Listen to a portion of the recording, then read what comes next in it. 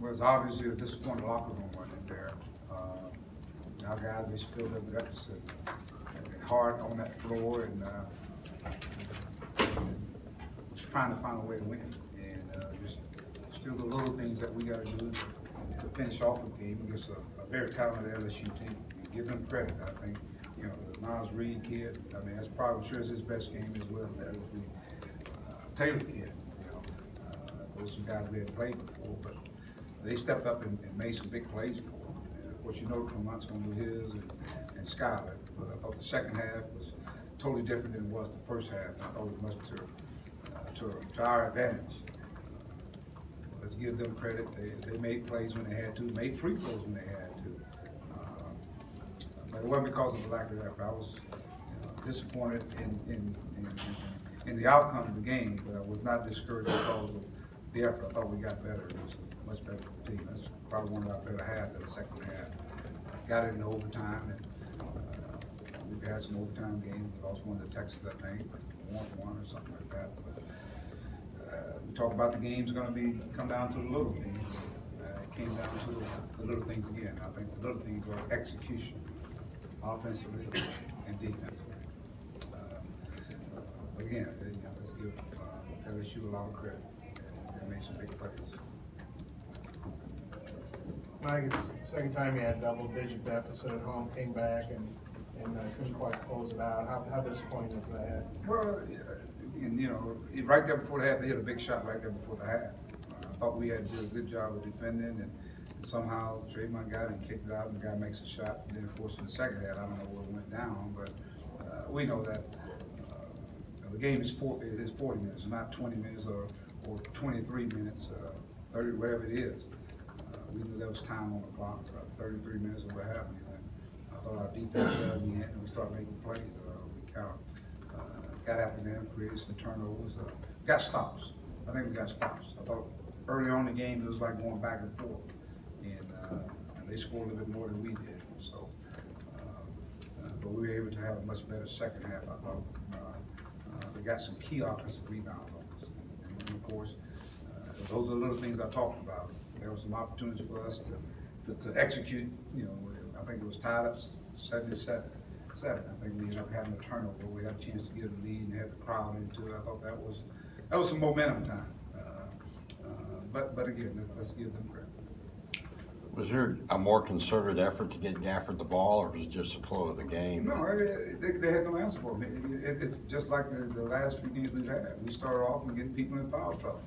And so our guys, I thought they did a much better job of really finding him on time, and he did a good job of finishing, and I thought he positioned himself closer to the basket. But yeah, we wanted to make sure that it was inside out today. Was Reed a surprise with the three-pointers, or is that something? Well, we knew he was capable of shooting it, but not 4 for 4. I mean, he was making some. And then, like I said, our defense broke down. You know, in the first half we saw that, and then, of course, he's involved in some screen and pop. He's a screen and pop guy. And the execution we talked about is we got to be able to switch and be with them on that. And so therefore, we didn't execute that part of it. We did it a couple of times, and then at the most crucial moment, we didn't do it, and he made us pay for it. Mike, they hit 7 more threes than you did. So that's a big margin. How big was a 3-point shot today? The ones they made, the ones you guys did. Well, I mean, you look at the difference in the game, a 6-point game, there's a difference.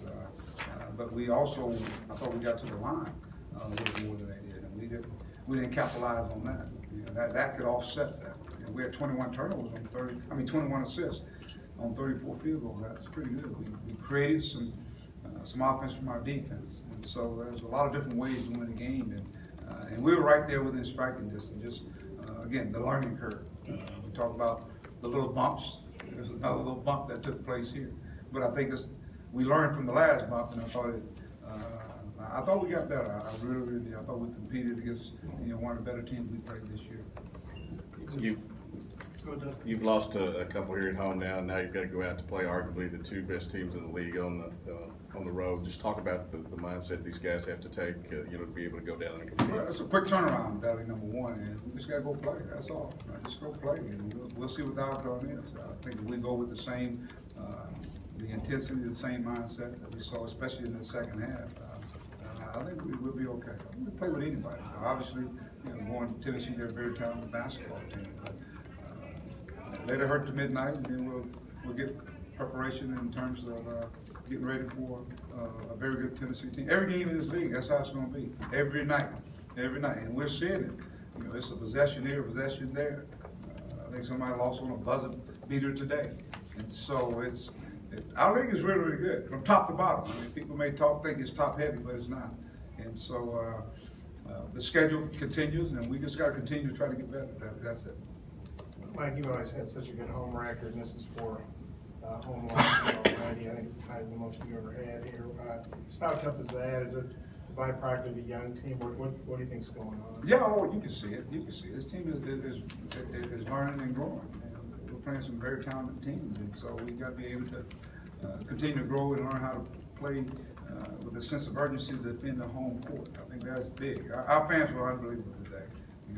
Congratulations to Sidney. I said the other day as they celebrate, him going into the Hall of Fame.